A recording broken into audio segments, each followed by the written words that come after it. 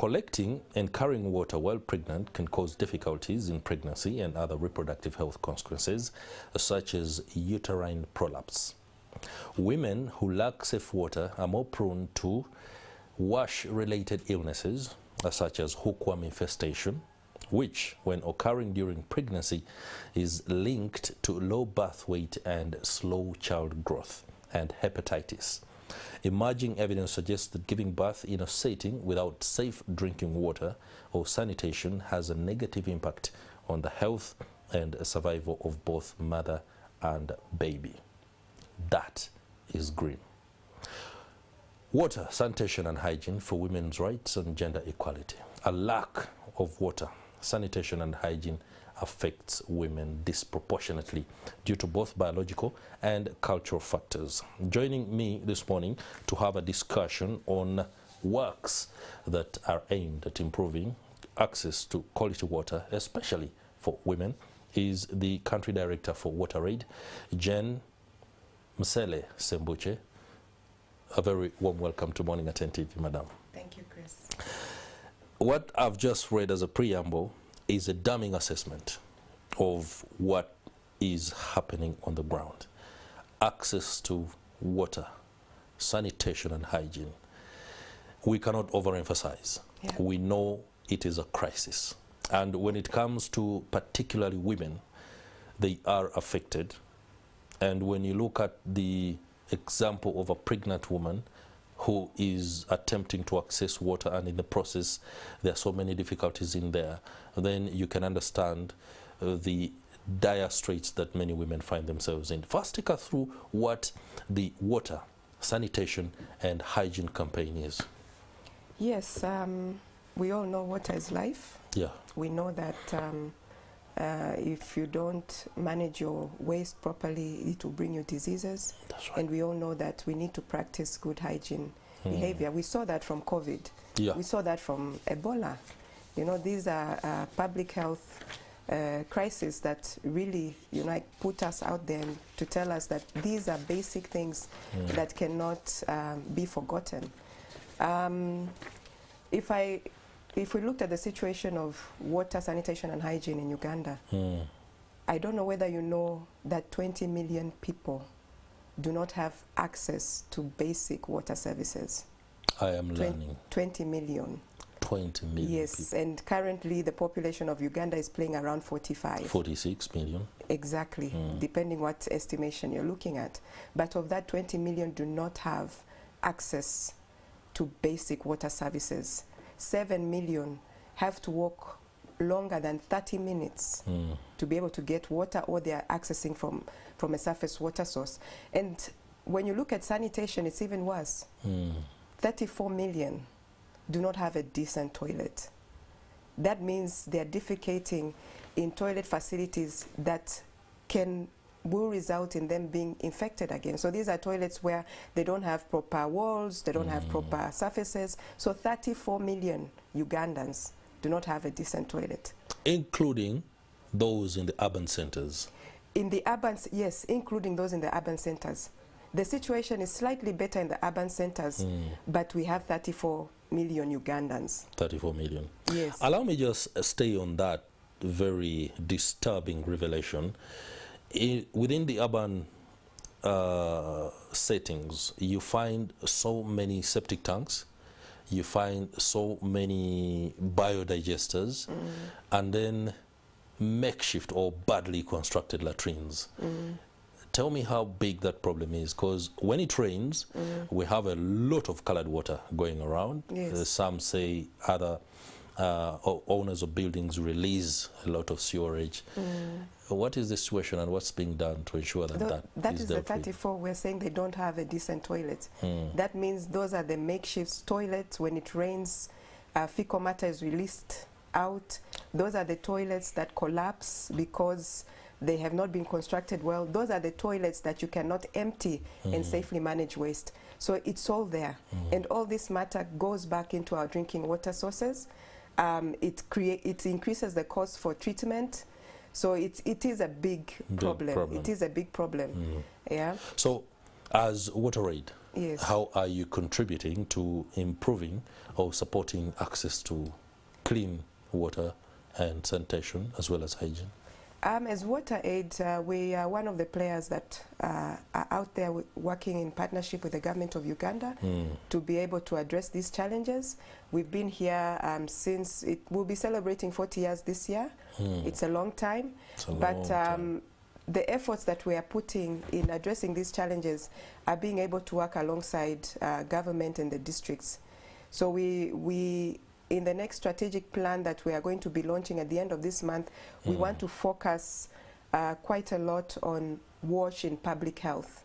Yeah, WASH for public health enhancement.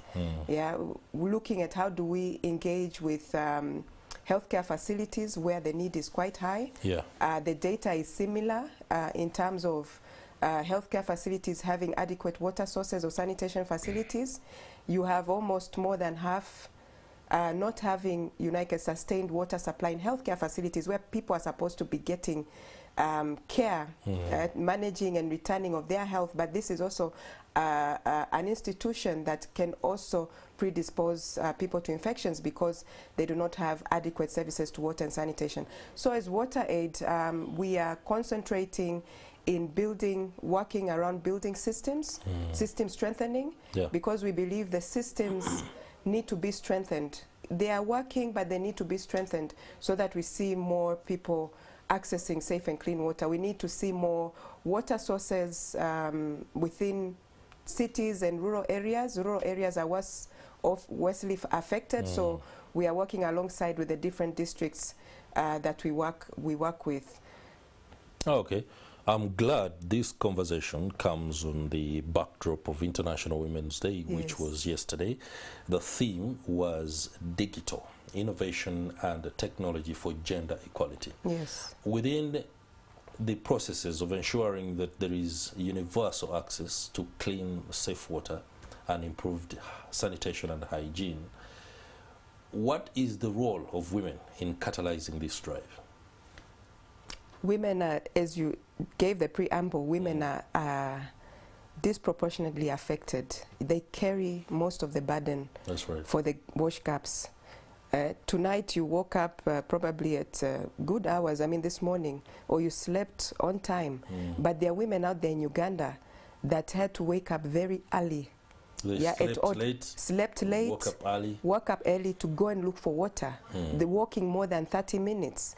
And they're not able to provide for their families, their children.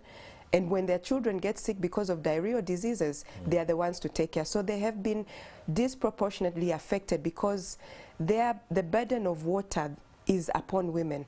So by recognizing Women's Day, we want to celebrate women and what they have been carrying, the burden they've been carrying, but they shouldn't carry this burden, and we need to be able to work in tackling this. And why do we want to catalyze women themselves in bringing out these issues? This is where we want to enhance advocacy and influence. We want to empower communities to be able to ensure that they bring out their voices right from their communities as they're having their budget discussions. Where are the women in those groups, communities that are having those discussions? Where are they when it comes to discussions at the district and budget allocations? We want to see them enhanced, and we want them being able to partake and sit at the decision tables. Yeah. Yes. Okay. Just for purposes of taking a little bit more interest in it, I'm told by the literature that I'm reading here that in order to maintain safe water chain management practices, put women at the helm. This is a damning assessment of men and our ability to ensure that the water chain practices are, first of all, very clean. Tell me about this gender disparity. Why? I might have an idea, but I might not be able to put a finger to exactly why women are better in managing safe water chain practices. Women are culturally are the ones that are at home. They are the ones that will take care of the home. These are the ones that will take care of children in making sure they don't fall sick. They know that when children if a child drinks unsafe water, they'll fall sick, and they don't want their children to get sick. They don't want to be spending time going to hospitals. So they are better managers in the safe water chain because of that, because of their role within the homes. Okay. Yeah. So how much are we losing in terms of poor wash, poor water, sanitation and hygiene practices as a country? As a country, you can look at it from different angles. Okay. Yeah. Firstly, when women are spending time taking money, they are not resting. They are not able to be engaged in economic development. The country wants us by 2040 to move towards that area. But if women are not using their time, well, we're losing money. Yeah, we're losing money. When children are sick, when we are sick, the government is losing money in treating with antibiotics and staff time that goes into that. The World Bank has done a study on this, and it estimates about $177 million each year we are losing. As a country. As a country. And funny enough, there's another, there's a microplan that has been developed for healthcare facilities by UNICEF that also tells us for us to address the gaps in water in healthcare facilities. That's right. Like 2 years ago, by the assessment was done 2 years ago, it's almost the same amount of money, $180 million. So we need to be able to set our priorities right. The government wants us to focus on preventive, but I think we need to see that happening, and it's not happening. All right, talking about wanting to see things happen, it's a case of where to invest and how to allocate resources. What then should Uganda do to ensure that this picture is overturned? We need to set priorities right. From the statistics that we have seen, for me, okay, I work with Water Aid. Our business is water, sanitation, and hygiene. That's right. But the fact that we have so many, 20 million don't have access to basic water, 34, they don't have access to a basic sanitation, that is a public health concern. Okay. That's a big public health concern. So we need to set our priorities right, and we need to allocate adequate resources. As it is, the resources going into the wash sector have been going down. They have been significantly reduced. The focus right now is on infrastructure and less on social services such as this. Over the last 10 years, investment into the wash sector has gone down by the government and also by donors.